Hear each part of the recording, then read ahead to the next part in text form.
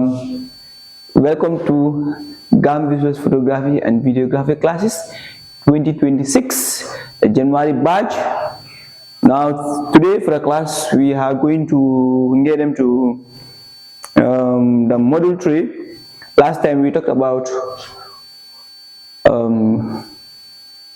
lighting technique, studio lighting technique. So natural light versus artificial light. Natural, more like light like it's natural. I understand, come the light like this. Palantir, light use palantir was buntabi or natural outdoor.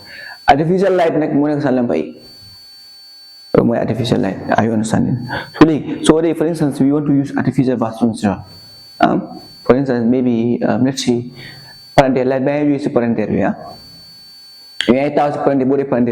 Then you have your other artificial light board bini. I understand. So when you go to sim level, I understand. So light bunega ni, unga light, and light bunega ni, it's artificial light, unga light. That's very nice. It's beautiful. That's very nice. That's very nice. Oh, come with outdoor shoot di. So I mean, last time you can take one light you are going for outdoor shoot like during the day or evening or whatever time. No, I mean. So light, so light ni, bu natural versus artificial, bu different lights lah. So is nice. I understand. It's just simple. Bu kaya funny. I understand. Then sunjui for the portrait light style.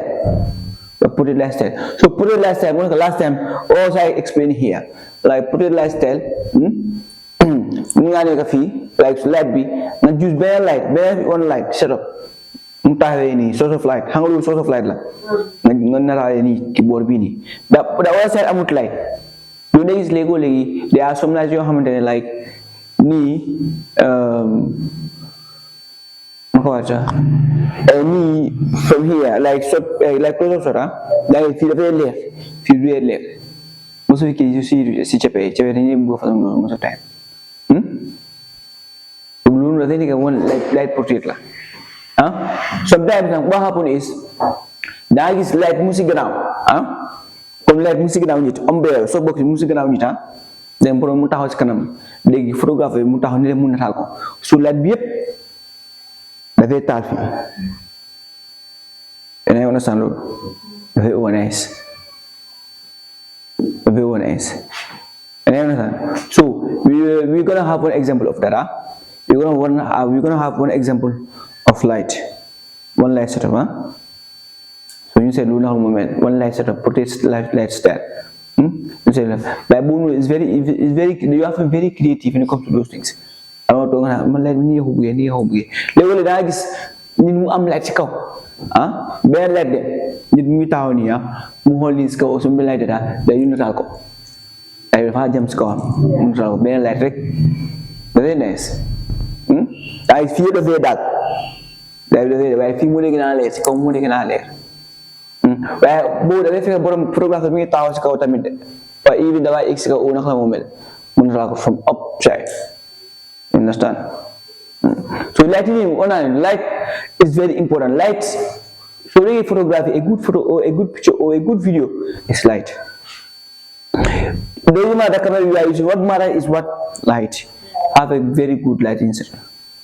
If you have a very good lighting settings, and at the end of the day, you will have a very clean and sharp image. When you have a very clean and sharp image, then you can be able to edit very good. Is that understood? Yeah. So lighting is very important in photography and videography. You understand?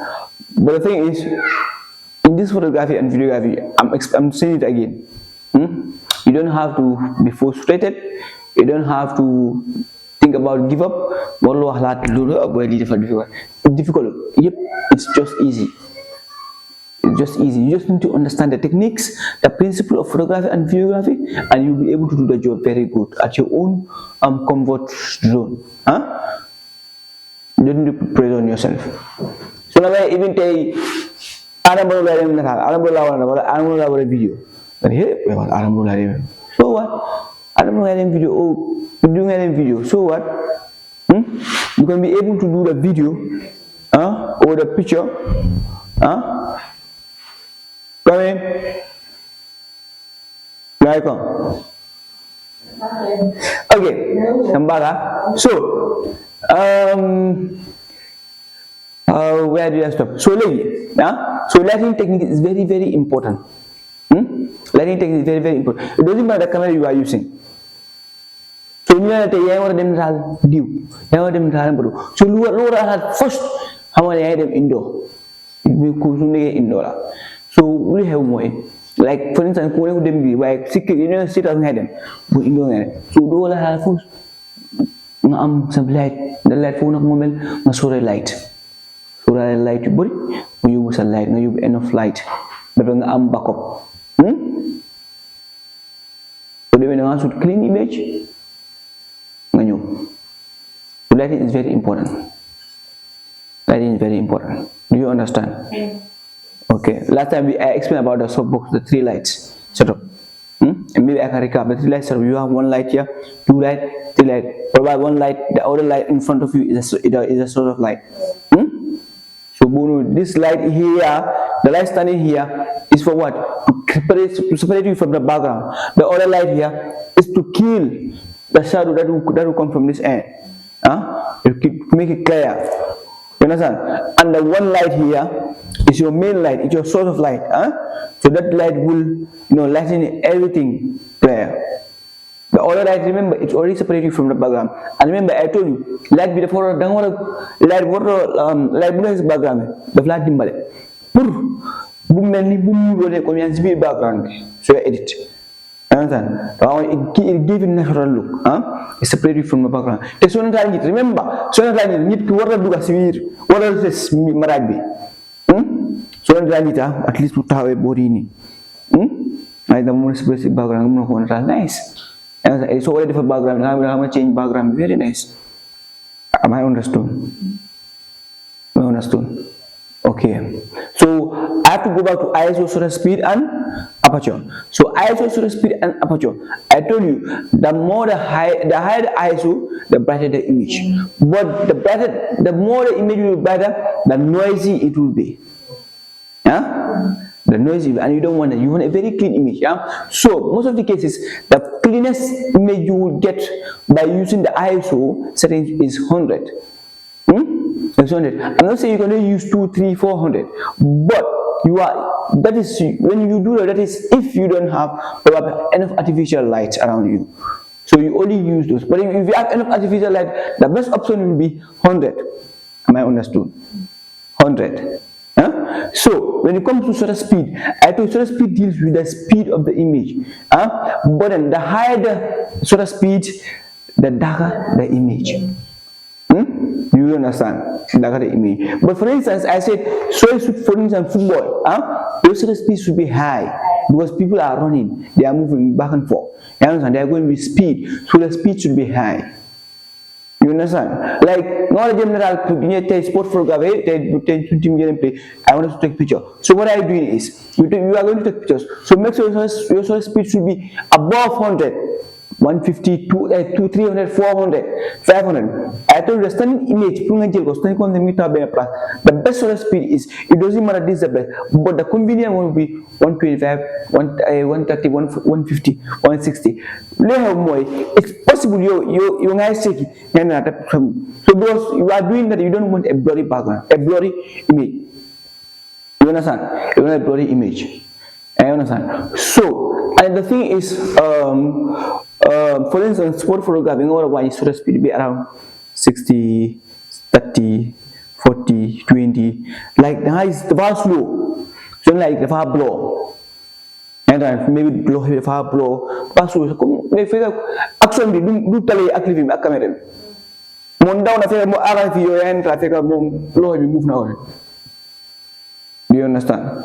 For instance, lob tanga bi am fi moy so way natal yow nga press button bi te tanga bay yow ne do bo tanga su joge rek nga natal so tanga mu jek rek nga natal rek bala sa speed bi am te tanga bi wacana so to yow tanga su wacana na fi dafa blo.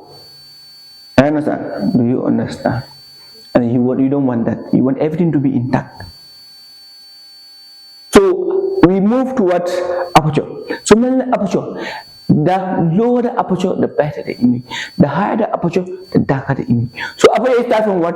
1 point, maybe 1.2, 1.8, 1.6, 1.2.2, 2.5, 2.2, 2.5, 2.6, 2.8, 3.2, 3.4, 3.6. The more we ache, the more we die. You understand? Why the more we watch it? Now what is it? From 4 point, from 3 point, from 2 point, from 1 point. It's more brighter. It's more brighter, but with what? It goes with depth of field. That's what we call depth of field. Do you understand? Depth of field. Depth of field, Mom, it's make the image to have a blurry background. A blurry background, sharp object. You understand? It will be the far over sharp. The far over sharp. And the more it is sharp, the beauty it will be. The far over nice. Going back. Like for instance, such aperture 1.2, 1.8 for instance, 1.6. The far overblow. The far overblow. Why much more extreme here? The far over sharp. But you get 2 point, maybe 2.6. The luminance now. If I let 2T, but then still, the Malay. So go to 3 point, luminance now. The far over the Vaginal layer food, the Vaginal finish, the Muganagis. Why one better the Maginal layer. So go to 4 point, luminance now, the far later. You can layer the fire, okay, the Muganagis. Why meant the Magina? Then layer the Magana, the mass supplement. But how many ways the more I do, the more immediate dark damage. The more immediate and the dark. So going with 5 point, it's possible now. You guys get out, don't go this fully. Far over clear. But immediate the far dark. Do you understand? So the best thing is you know how to do it. You have your enough light. You need something at the background to be very clear. Then you have to increase the aperture.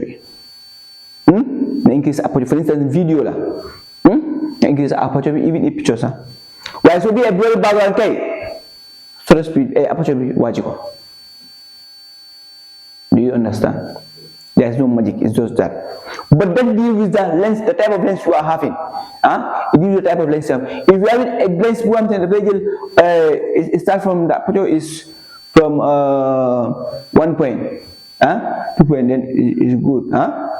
You can only have the depth of field or the blurry background with that. But if you don't have that kind of lens, you will not be able to have it. You will not be able to have that results. The only way you have that results is to have that lens. Okay. Do you get it? Am I understood? Okay. So the other thing is, now you have the lights, you have everything, So now you need to balance it, the ISO, speed, and aperture. Now you know the environment. Probably it's indoor. You know the environment how it is. So probably maybe you have other lights also. So you have all lights, then then you set up at your own thing, at your own way. You see, these are best results.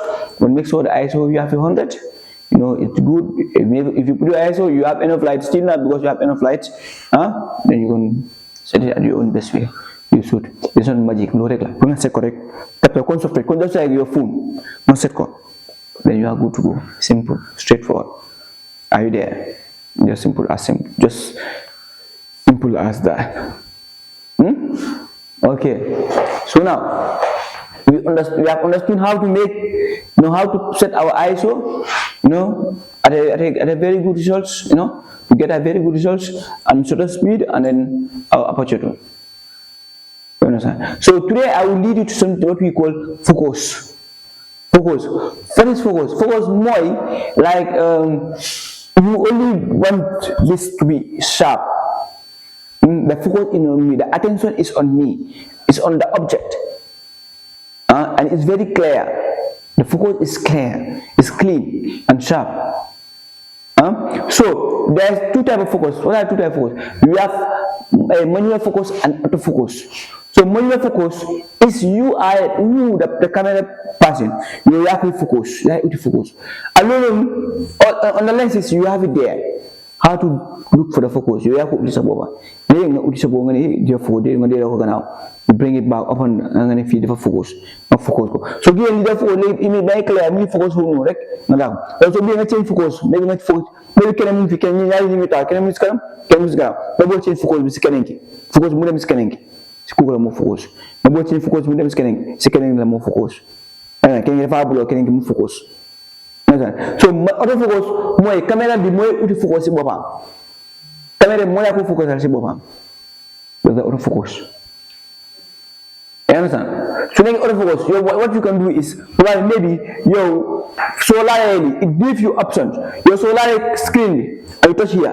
When you can't blow focus, I touch phone, the focus the volume school direct. I understand. So I touch click, focus the volume school direct. Do you understand? Focus. That to tell focus. And focus then we change. You have the autofocus here on the lens, and you have the manual focus. So don't go push, button don't go push. If you want the autofocus, you push it. If you want the manual focus, you push it on the lens. It's a new thing, to you, You might tell you are having it today. Focus be. If I'm focused. Focus is about who do you want to focus on. Where do you want to focus? Which object? On which object? Ko mu gëna leer. You understand? Dafa mel ni attention. Fi nga bu attention bi mu nekk. This way won't be attention. We have two people standing. You have two person standing here. The other one is standing behind me, like this way, and I'm standing here. Probably you want the focus to be on that guy. By doing manual, you can turn the focus at the way that the father is killing. But more focus. So we focus with this one. I use beam. By focus, boom, note. Even focus but even something is moving without focus still similar money. Even if you don't focus do shift. Return. Focus similar money. Even if you don't have more focus similar money. It's possible to get far wide, you buy focus. You make at the same level. But autofocus one level more. So autofocus is the far pick. Si kooku la moo shift si kooku la moo dem kele mooy leer léegi yow du moo gën a leer li su ñëwee su taw sama boor mu taw sama kanam li su mu taw sama kanam rek si kooku la moo dem du man maa blow léegi ku nekk si kanam kooku dafa leer I will understand what is blow okay so léegi I have a clear we are good to go any questions on the lighting inside and the ISO shutter speed. Any question? Now I'm all yours. Now ask me anything. Ask me questions. Comme c'est un peu c'est pas grave. Alors comme nous on est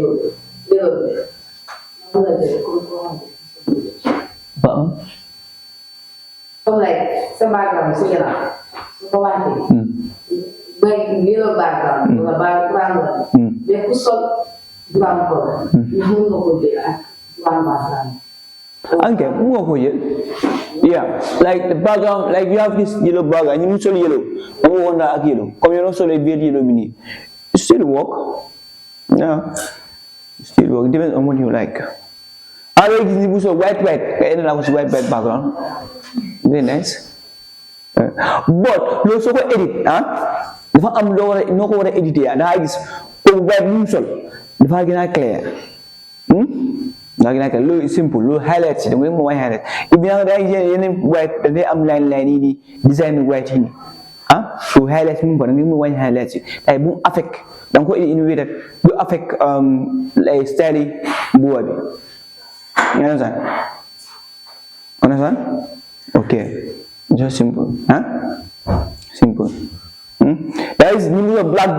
Get it on a black background. Any more question? Any question? Any question? Ask questions. Bubulo la jadara.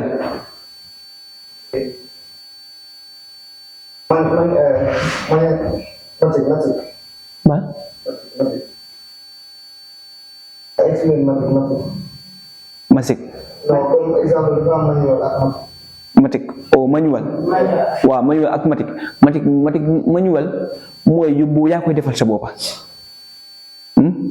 yaa bëgg a leeraay bi mu mel sa boppa yaa koy defal sa boppa oto bi matic bi mooy oto bi moo nekk automatique matic bi matic bi boobu noonu caméra bi moo laa ko defal sa boppam ni ko yoo ko defal sa bopp waaw bu comme soo nataal nii xam nga soo nataal di da ngay gis nan la rek tap nan la bu nga ko tap ngeen la rek ngeen la dama dem nga di titit mun na titit mun na bu automatique la noonu waaye su nekkee manuel la da nga yaa ko uti nga def nii nga uti bu su leeree nga nataal nga def su leeree nga nataal waaye manuel bi soo defee nii tap ma def nii tap dafa dem moom ma def nii tap dafa dem si moom nii tap dafa dem si moom waaye manuel bi bu yaa koy defal sa bopp dafa mel ni moto xam nga dafa am automatique ak manuel so manuel bi xam nga yaay dugal sa bopp GI ma dugal accéléré dem